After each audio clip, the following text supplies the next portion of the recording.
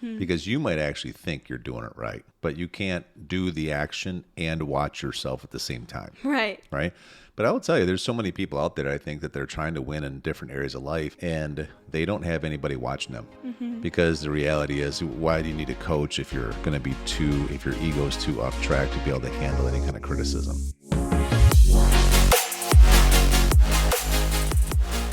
Hello, everyone. We are Greg and Jackie Francis, and welcome to High Performance Parenting, where our passionate goal is to encourage you to raise champion children in a crazy world. Every week, we will bring you multiple episodes from our extensive experience of raising our six happy, healthy, successful, godly kids who are confidently equipped to win big in life. We deeply believe that any parent who is provided with the right knowledge and continual support can raise amazing kids. And when they do, all of our futures get better. If raising up future generations of absolute champions matters to you as much as it does to us, here's how you can contribute. Like and share this podcast with everyone you know. And together, let's embrace this journey of raising champion kids in a crazy world. Hello, everybody. We are excited to be here. It's not me and my wife, Jackie, today. It's me and my triplets, Abbie, Bella, and Crissy. Where'd you guys just come from? We just got off of playing tennis this morning. So you're kind of stinking up my podcast room a little bit? Maybe a little. Maybe a lot of it. Maybe a lot of it. And what do we got going on this afternoon after this? Well, it's a Saturday afternoon, so super excited about that. I mean, we have a lot of stuff going on this afternoon. Later tonight, we're going to be babysitting other families, and that'll be fun. Divide and conquer. And we got gardening going on today. Gardening. So what do you got to do for gardening? Well, we got a weed today, and then we're also going to be building some trellises for our raspberries and our blackberries. Okay. So give everybody an update about what your garden looks like now.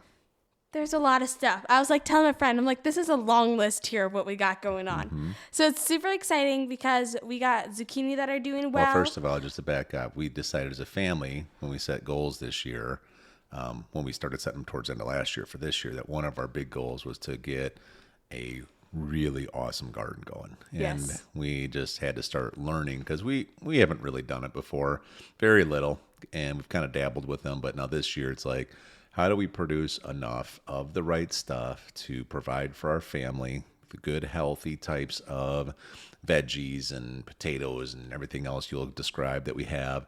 But you have to really think it through, right? Because you have to think through what kind of soil we need. We have to get the prep ready for it all. We have to build trellises because some things need trellises. We have to think through when do you start planting these things indoors because they can't handle a freeze. You can't really put them in the ground here in Idaho before probably Mother's Day. And then when will you harvest them? Can you plant something else after you harvest them and still get another crop this year? Like, there's been a lot that's gone into this, hasn't there? There has been a lot. Of planning. And in the beginning, when we were planning a whole bunch, it was like, okay, we first actually got to build our garden here. We don't even have garden beds here. So we had to cut up all this grass, get all the compost in. Oh my gosh. We had to rototill it all. It was like a big thing just to get like the beds in because Yeah. we did not have enough space. Yeah, we had to go up to Home Depot and ask the people in the back. I thought I was just going to be able to dig it up with the rototiller or the grass. They're like, no, that doesn't work. You have to get this sod remover machine, which weighs like 400 pounds. And we had to get a trailer to bring the sod machine plus a rototiller. And we're out there doing this on a slope. And that was not easy. That was an experience in itself. Yes.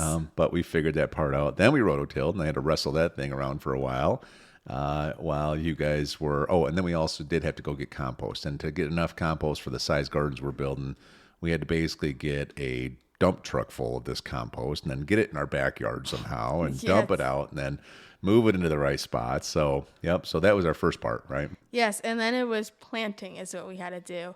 So we planted potatoes, which we actually pulled up one of our potatoes to see how they were. And we got these teeny potatoes. They're like the size of a coin. Yeah. You got anxious, even though they're supposed to be another 4 weeks. You wanted to just see what was happening underground, right? I did. It was pretty interesting, actually. It's a little baby spud, about the size of a marble. Yes, it was. It'd be hard to share in our family of 8. But okay, so what else? What have you planted in the gardens now? Okay, here's the long list. So we got zucchinis going. We also got potatoes, and then we got onions, carrots. And then we got going, I'm trying to like mark where we put everything. So then we got peppers, tomatoes, cucumbers, strawberries, And then we got blackberries and raspberries, sweet potatoes, spaghetti squash, watermelon, cantaloupe, grapes, blueberries, pears, and apples. I named them all. Nice work, actually. And, so one of the topics I want to talk about today, Mom and I were talking about this last week, is how, we work together as a team in our family. And what does that look like with examples, And so gardening's a good one. Yes. Because as much as, Abbie, you like to plan and organize, and you probably enjoy the gardening part the most of anybody in the family, which is great. We like to encourage people to go after stuff that they enjoy doing. And so you've taken the lead on getting all of the information, doing the research, doing the homework. And then all of us have decided as a family that, okay, well, how do we support? And what does it look like for the rest of us? So you don't have the overload of it, and it's not just all a burden on you. So what are some of the things we're doing as a family to be able to help support all of the efforts of the garden? So when I figure out something, we figure it out together. Like if I figured out something like, okay, we're going to get some apple trees, where I'm going to research where is some of the best places we can go. But then Mom and Dad are going to back me and like, okay, we also found a couple of places as well, like just to find some places. And then like, Abbie, what do you think is going to be the best one that will work for our family? And like the day that we were thinking we were going to get some apple trees and some orange trees and I think a peach tree or something, we realized that we were there on the wrong day, which was quite a story. So then me and Dad were in the car like, okay, what are we going to do now? So then together we worked as a team and we talked to Mom and we all just were like agreeing like, okay, we found a place. And then once we get home, all of us are going to be on deck and help each other. Like we're all going to work out. It's not going to just be Abbie and Dad going to be planning this whole thing. Mm-hmm. We're going to be planting the whole garden together.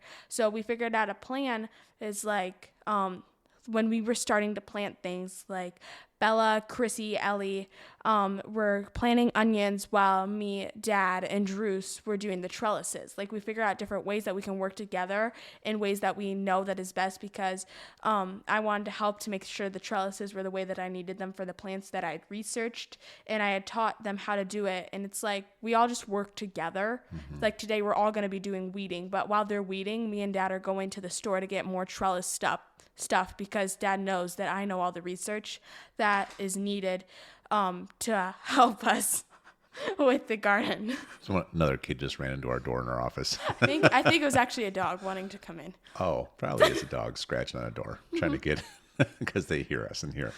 That's our life. But okay. So Crissy Lou, how do you like our process of getting all this teamwork going in the gardens? I like it, one, because like when we all work together as a family, it feels satisfying when you get the harvest because it's not just like one person worked on it and then everybody else gets it. It's everybody worked on it together so that we can all enjoy the harvest of it. And I think it's pretty fair having everybody work together on this thing that's going to benefit everybody. So I think our system is working really well. Mm-hmm. So Abbie's main focus has been pretty much all things gardening. She's pretty much the captain of gardening in our household. I am co-captain. Yeah, right? You are. People ask me lately, like, what have you been up to lately? I've been like gardening. That's all. I feel like that's all I've been doing besides everything else I got going on. All my spare time goes to gardening for some reason, but we're getting there. And then what is your main focus right now? Things you're working on? Well, I'm working on starting Redwood Super Kids. That's one thing I'm working on starting. I'm making videos and preparing the website. Can you explain what that is? Okay, so Redwood Super Kids is going to be the place where I can help other kids grow and mature in their walk with God and their walk with others. So how I'm going to do this is we're going to have several Zooms and videos sent out per month, and people can subscribe. One child will be $10, family will be $20, and then it'll be multiple videos plus live interaction through Zooms per month, and I'll be able to talk about things like having a great attitude, honoring your parents, seeing positively in everything you do, things like that. So I'm preparing for that right now, creating a website, figuring it out. So it's new, but I'm working on it. What's your website URL? What's the website? What's the web link? I think it's www.redwoodsuperkids.com. Correct. That's right. Yeah, I know. We're still building it out, but that's where people will be able to go. And it's going to be really good because, we've heard a lot of feedback from other families that their kids are actually listening to our podcast as well, which is good. But you're going to be teaching in a lot of ways, mirroring the things that Mom and I are teaching, but just doing it from the voice of a kid. You're on the other side. You're the one living a lot of this stuff, receiving a lot of this instruction and equipping. And so you have a little different perspective, right? Right. And I think it's super powerful when you learn from someone who's your own age, because they understand more. Like, I'll understand more what a kid is thinking and feeling and doing, because it's different. But I think it's super important when you learn from your peers. Very good. Okay, Bella, what have you been up to lately? What's your big focus going on right now? I think my big focus lately has been working on driver's ed and getting my permit. Yikes. And so my mom and I just went to the DMV the other day ago, and we got the certificate for my permit. And then I'm going through driver's ed, and we'll be doing the lessons soon. So I've been working on that, and we've all been working on hunter's ed. Yeah, I know. I feel like when we're driving in vehicles now, I'm getting driver judged because Bella's Just supposed getting to in be my driving observation hours. Bella's supposed to be observing her parents driving, and she's like, "Wow, Dad, your hands are not in the right spot. Wow, Dad, you crossed the center line a little bit there. Wow, Dad, you were just on your phone doing something. Wow, Dad." I'm just like, "Oh my gosh." You're welcome. Go to the back of the van, please. Go read a book or something. I didn't sing it Jeez. nicely. Okay, you're supposed to observe, not judge. That's the difference. You know it. Okay, so what's this process look like then? So you have to go through like what, a written test first? Yeah, so then you do the driver's ed online, which is however many hours, a couple weeks worth, and then you do have the skills test. Once you pass that, you have driving lessons, and once you pass your driving test on the road test, then you get your permit. Then what? Well, then 6 months later, you can start working towards your driving license. I mean, you get to drive with us, right? Right. Yeah. The permit's like I get to drive with a guardian or parent or whatever. Yeah, and then we're going to go cruising and spend some time, and that's why we're kind of getting ahead of it. We know next year, just logistically, we're going to need some help in driving, just with all the sports and all the practices and everything else. So it's time. It's pretty crazy. Yeah. But it's time. Abs will be up soon, and yeah, the time does not slow down at all. How is sports going for you guys? It's going really well. We've been playing golf like every week, which has been super fun. It's been good being able to try different things for your swing and the different things around the green and things like that. And then tennis, we've been playing quite a bit too. We've been doing a lot of hill sprints and running and all that kind of stuff. So yeah, we're doing really good in sports right now. Okay. Do you want to say something, Abs? Yes. Whoa. Well, one thing that maybe we've also been learning, how before we've done like lessons about what we've learned in our sports and everything, and maybe this can go into the next podcast that we do, is Coach Brad. He's one of my dad's friends, and he's a really good golf coach and tennis coach, and we went up and got to learn from him. And one thing about golf that he taught us was how to get to the finish. And I feel like getting to the finish, like when you go from your backswing, you got to make sure you go all the way through in your whole swing for golf. And I think that applies to much of life. When you have a goal and you need to make sure you get to the finish, whether it looks ugly, whether it's not pretty, you will eventually get there.